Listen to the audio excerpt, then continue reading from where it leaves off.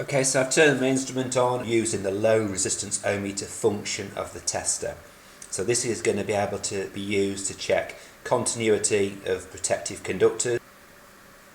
The first thing to remember is the leads will have a significant resistance in relation to the circuit that you're measuring. So first thing to do is we always connect the blue and the green together for this test, so they kind of piggyback quite easily. And I'm going to pop a couple of crocodile clips on.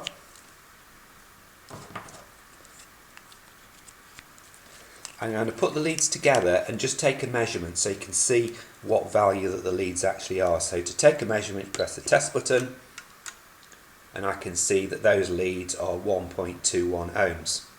If I now press the cal button, not a very good name for it, but it's like the null button, it will measure that value and then deduct it. Okay, and now if I take a test, it should show 0 ohms. 0 ohms.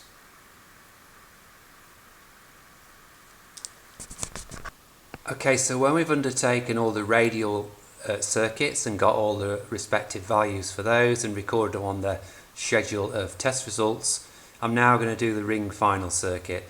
This takes longest, so I prefer to do it last so that it appears you're making progress through the board, but that's just probably just a quirk that I do, but it doesn't really matter. So what I've done is I've disconnected the line conductor from the circuit breaker, or the line conductors from the circuit breaker. I've disconnected the neutral conductors from the neutral bar and the circuit protective conductors from the MET.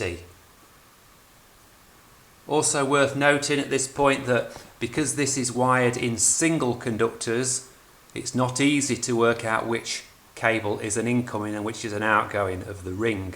So you can see quite spookily, or luckily, we've got some ferrule numbers indicating which are the incoming or outgoing. So we've got some number ones on the respective conductors.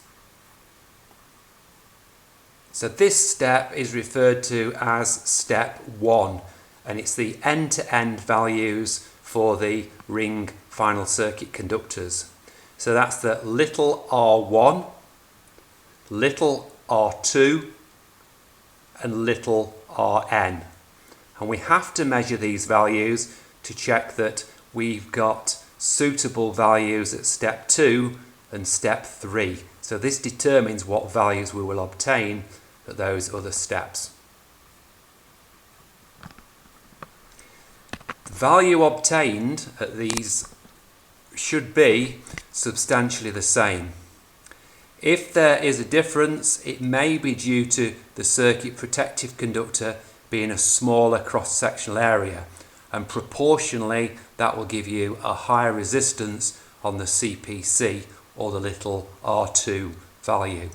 Those three values, little r1, little r2, little rn, are all recorded on the schedule of test results. Again, it's a final circuit, so that is where the information will be recorded.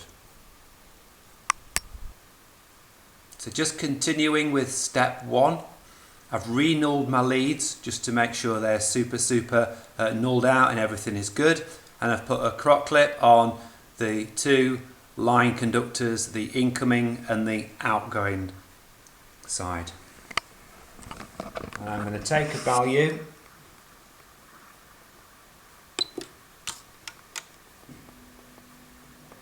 and that is 0.51. So that is the value for little r1.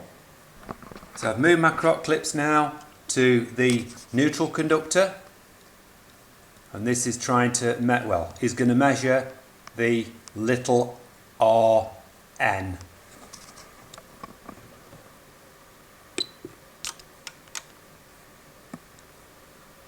.5.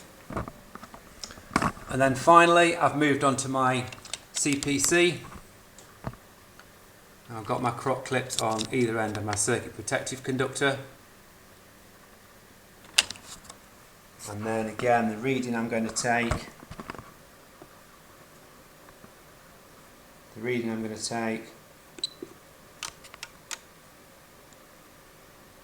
is 0.55.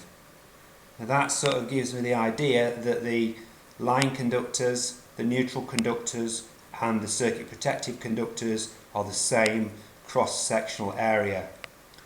What the book sort of says is they should be within the same sort of limit, or substantially the same, or within the same order if they're the same cross-sectional area. Okay, now we've moved on to step 2. We've got the values of end to end from step 1.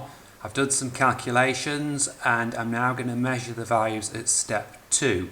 So you can see the cross connection between the lines and the neutrals is indicated there.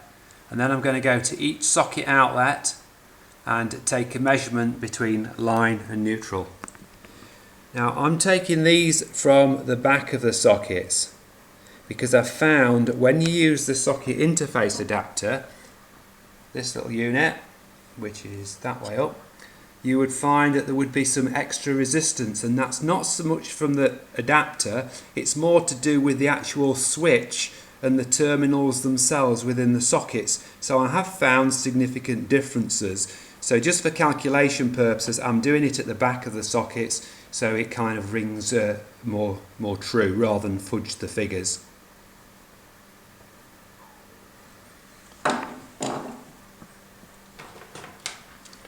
So I'm going to go between my